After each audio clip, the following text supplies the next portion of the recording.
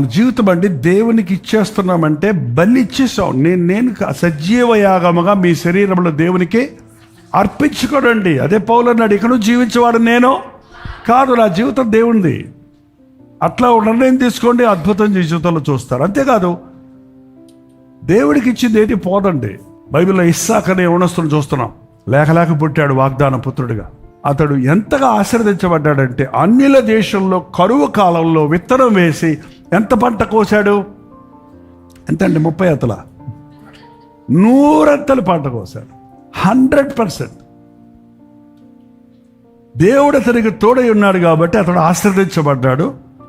అతడు మిక్కిలి గొప్పవాడు వరకు దేవుడు అతనిని, ఇవాళ చాలా మంది కొంచెం గొప్పతనం వస్తే ఆగిపోతున్నారు. Don't stop there.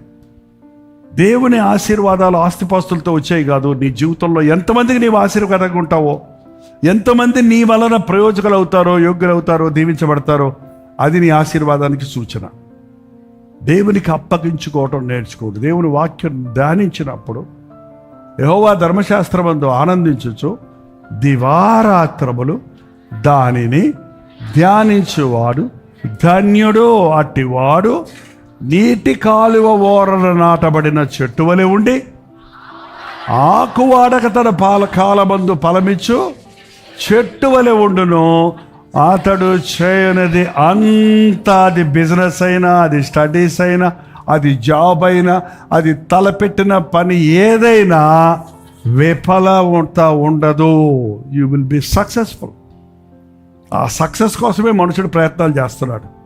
దేవుడు ఆశీర్వదిస్తే అది ఎన్నడన్నిటికీ ఆశీర్వాదం. నీ సక్సెస్ నీ స్టడీస్ని బట్టో, నీ స్టేటస్ని బట్టో రాదండి. ఎంత గొప్ప మేధావులు కూడా ఓడిపోయిన స్థితులు చూస్తున్నాం మనం. ఏదో సాధించామనుకున్నాడు, చివరికి నేనేం సాధించలేకపోయాడు కన్ఫెస్ చేయటం, ఒప్పుకోవటం చూస్తున్నాం. కాబట్టి నిజమైన దీవెన నీ జీవితంలో జరగాల, అది అడుగుతున్నాడండి దేవుడు. నీ అండ చూస్తున్నాడు ఆయన.